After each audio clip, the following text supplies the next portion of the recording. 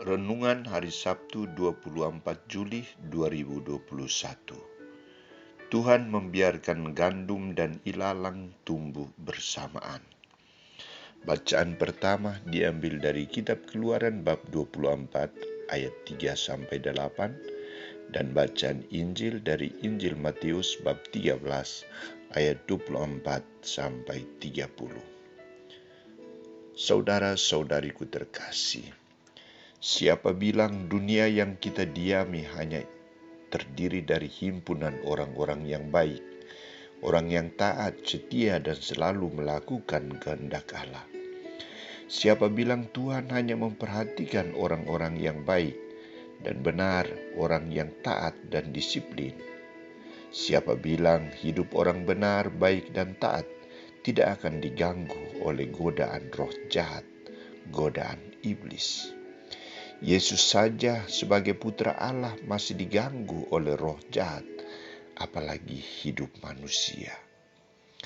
Iblis selalu hadir untuk menggoda dan mengganggu setiap hidup manusia, setiap aktivitas manusia. Ia hadir untuk mengacaukan keharmonisan keluarga dan lain sebagainya. Saudara-saudariku terkasih, kisah Injil hari ini, Santo Matius menampilkan sebuah perumpamaan tentang gandum dan ilalang. Tuhan sebagai pemilik dunia selalu menaburkan benih gandum yang paling baik, unggul dan tak bercacat. Sedangkan setan juga selalu berusaha menyaingi tindakan Allah untuk menanamkan ilalang, benih-benih kejahatan. Benih yang baik sebagai simbol orang-orang yang percaya sungguh, orang-orang yang memiliki hati dan budi yang baik, yang selalu berjuang untuk menghadirkan datangnya kerajaan Allah. Benih yang jahat sebagai simbol orang-orang yang tidak taat, selalu berusaha untuk menghancurkan datangnya kerajaan surga, yang berusaha untuk meniadakan kebenaran Allah dengan berbagai macam ajaran palsu. Dibiarkan Allah untuk tumbuh bersamaan sampai pengadilan terakhir. Alasan pembiaran keduanya hidup bersama sangat jelas. Apa itu? Sebab mungkin gandum itu ikut tercabut pada waktu kamu mencabut ilalang itu. Biarkanlah keduanya tumbuh bersama sampai waktu menuai. Pada waktu itu aku akan berkata kepada para penuai, kumpulkanlah dahulu ilalang dan ikatlah berberkas-berkas untuk dibakar.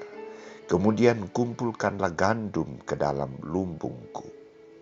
Dari ungkapan ini jelas bahwa penguasa roh jahat akan berakhir kejahatannya, sebab Allah sendiri akan membinasakan kuasa kejahatan pada akhir zaman.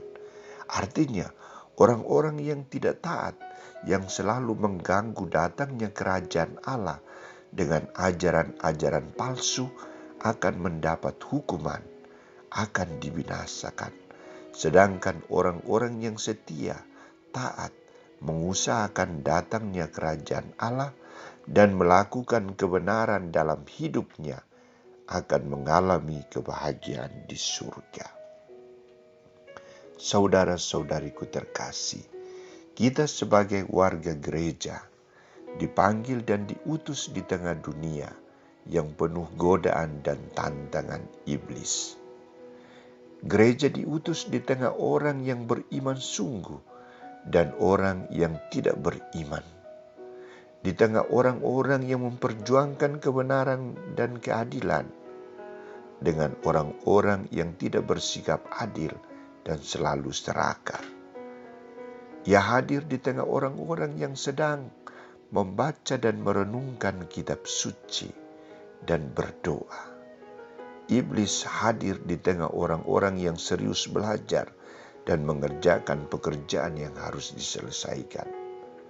Dalam situasi ini, kita diharapkan sikap yang bijaksana dalam bertindak dan berbuat.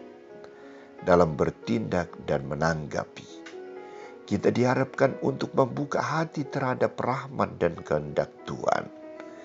Kita diminta agar tidak cepat tergoda dengan godaan roh jahat, tidak cepat memberikan hukuman atau mengucilkan orang-orang yang berdosa dan tidak setia, tidak taat, tidak berlaku adil, dan lain sebagainya.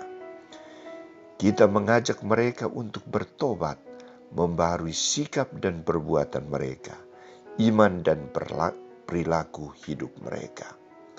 Setiap kebaikan yang dibuat berarti usaha untuk melemahkan cengkraman iblis.